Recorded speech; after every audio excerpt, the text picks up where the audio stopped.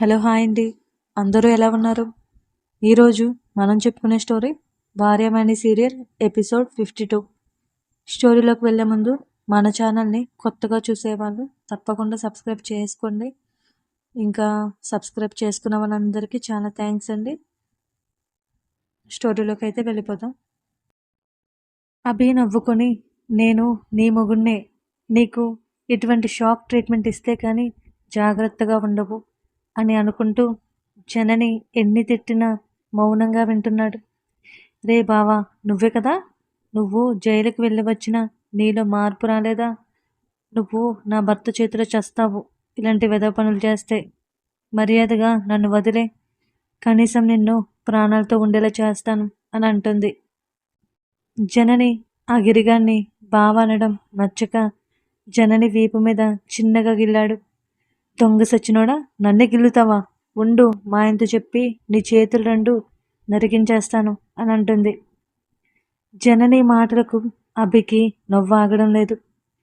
పైకి ఎంతో సాఫ్ట్గా ఉంటావు కదే, ఆ తిట్లేమిటే అని మనసులో అనుకుంటూ ఉంటాడు.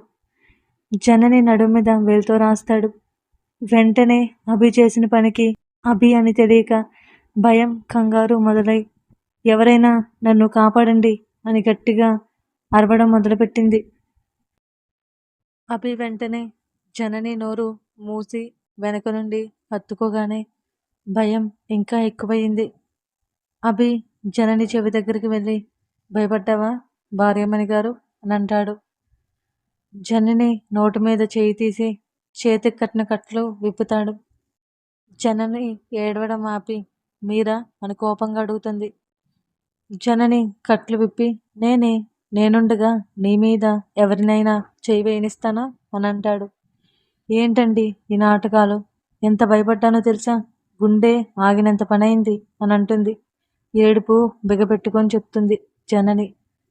అవునా, నాకు అలా అనిపించలేదు, బాగానే తిడుతున్నావు కదా, భయపడినట్టు అనిపించలేదు అని అంటాడు అభి. అయినా మీరిలా చేయడం ఏమీ బాగోలేదు, నన్ను ఏడిపిస్తారా? ఆ గిరిగాడేమో అనుకుని భయపడి చచ్చాను అని అంటుంది. మీరు ఇలాంటి వారని అనుకోలేదు అని కోపంగా అక్కడి నుండి కదులుతుంది జనని. అభి జననిని వెనుక నుండి హత్తుకొని, సారీ, ఏం చేయను, నువ్వు అలా చెప్ప పెట్టకుండా రాకూడదు కదా, అసలు ఆ గిరిగాడు నీ వెనకే వచ్చాడు తెలుసా అని చెప్పగానే జనని ఆశ్చర్యపోయింది. అవునా అని అడిగింది అదే ఆశ్చర్యంతో. అవును, సమయానికి నేను రావడం వల్ల వాడు వెళ్ళిపోయాడు, లేకపోతే నేనిప్పుడు కామెడీగా చేసిందే నిజమయ్యేది అని అంటాడు. అందుకే నీకు చిన్న డెమో ఇవ్వాలనుకున్నా, అందులోని కింద మెయిన్ డోర్ లాక్ చేయలేదు, అయినా ఇంటి దగ్గర ఎవరు లేరు. ఒకసారి వాడిని మెడలో బలవంతంగా తాళి కట్టడానికి సిద్ధపడ్డాడు. అలాంటి వాడు బయలు మీద బయటకు వచ్చి నీ మీద కోపంగా ఉన్నాడని తెలిసి ఎంత జాగ్రత్తగా ఉండాలి. అందుకే నిన్ను భయపెడితే తరువాత ఇంకెప్పుడు ఇలా చేయమని చేశాను అని చెప్తాడు అవి. దానికోసం ఇంతలా చెయ్యాలా? నన్ను కూర్చోబెట్టి చెప్తే సరిపోతుంది కదా అని ఉక్రోషంగా అంటుంది. సారీరా అని ఇంకొంచెం గట్టిగా హత్తుకొని చెప్తాడు. ముందు చేయి తీయండి, ఇప్పుడే వ్రతం చేసాం కదా, ఏంటి పనులు?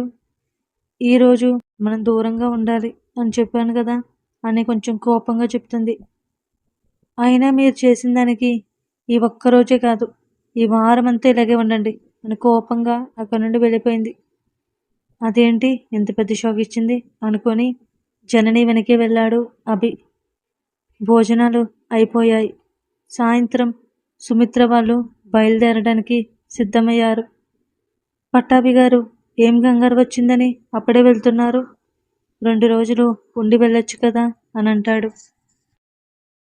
లేదు మావయ్య గారు, అర్జెంటు పనులున్నాయి, అభి కూడా ఇక్కడే ఉంటున్నాడు కదా, ఇద్దరిలో ఒకరు లేకపోతే కష్టం, అందుకే ఏమీ అనుకోవద్దు అని అంటాడు. మీరు సరే, మిగిలిన వాళ్ళకి ఏం పనులున్నాయి అని వెళ్తున్నారు, వాళ్ళైనా ఉండొచ్చు కదా అని అంటాడు సత్యనారాయణ వైపు చూసి. ఆనంద్ గారు వెంటనే, అవును నాన్న, నువ్వు అమ్మ ఉండండి, అభి వాళ్ళు వచ్చినప్పుడు వాళ్ళతో కలిసి వచ్చేయండి అని అంటాడు. లేదురా, నాకు చాలా పనులున్నాయి, నేను వచ్చేస్తాను అని అంటాడు. అవును, ఈయన లేకపోతే రత్తాలు బెంగ పెట్టుకుంటుందేమో అని వెటకారంగా అంటాడు పట్టాభి గారు.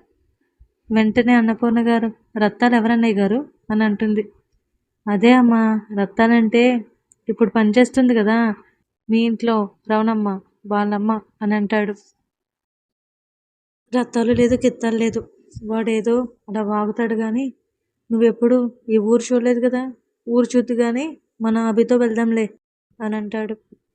అన్నపూర్ణ గారు వెనక్కి తిరిగి, అన్నయ్య, ఆ రత్తాల్ని నేనే మర్చిపోయాను, మీరంత బాగా గుర్తుపెట్టుకున్నారు అని అడుగుతుంది ఆమె.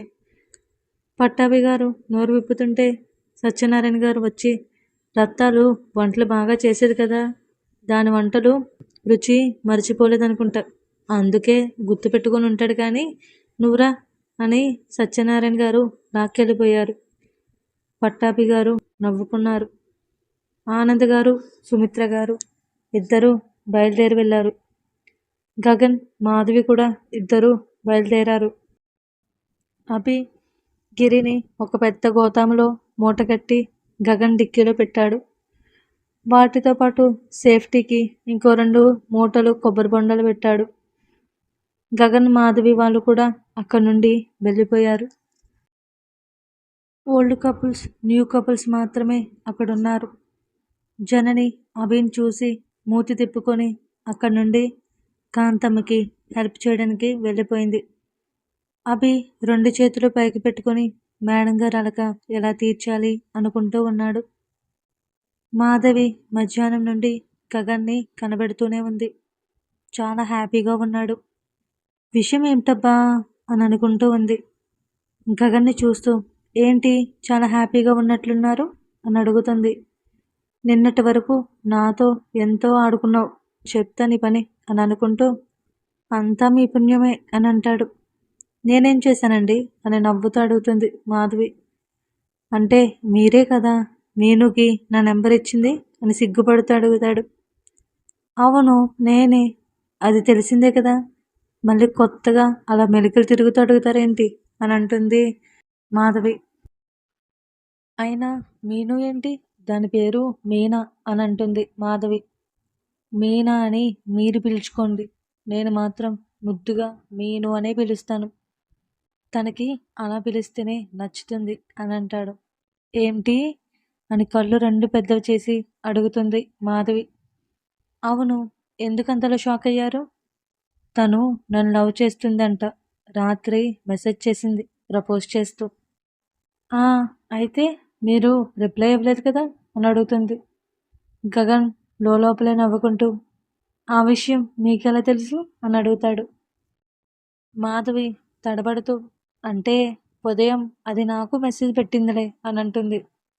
ఓ అవునా, నేనే వెంటనే రిప్లై ఇద్దామని ఫోన్ చేశాను, నెంబర్ పనిచేయలేదు, అందుకే జననికి చెప్పాను మీను నెంబర్ కావాలని, నా దగ్గర ఉన్న నెంబరు పనిచేయడం లేదని చెప్పాను. ఈ నెంబర్ చూపించారా జననికి అని అడుగుతుంది. లేదు, మీను నెంబర్ ఉంటే చెప్పమని అడిగాను, అయితే నా దగ్గర ఈ నెంబర్నే ఉంది అని తన ఫోన్లో ఉన్న నెంబర్ చెప్పింది. వెంటనే మీనుకి కాల్ చేస్తే నెంబర్ పనిచేసింది అని చెప్తాడు గగన్. మాధవి ముఖం మారిపోవడం గగన్ గమనిస్తూనే ఉన్నాడు. అయితే మీనాకి ఫోన్ చేశారా అని అడిగింది కంగారుగా, తనెక్కడ దొరికిపోతుంది అనే భయంతో.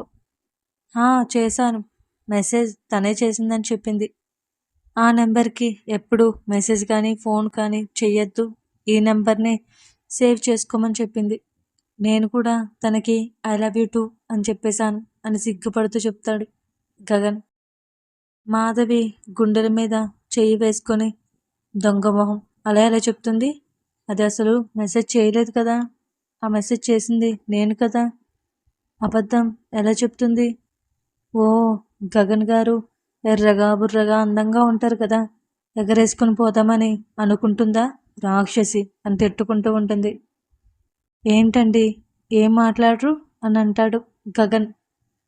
అదేమీ లేదండి, ఊరికే ఆలోచిస్తున్నా అని అంటుంది.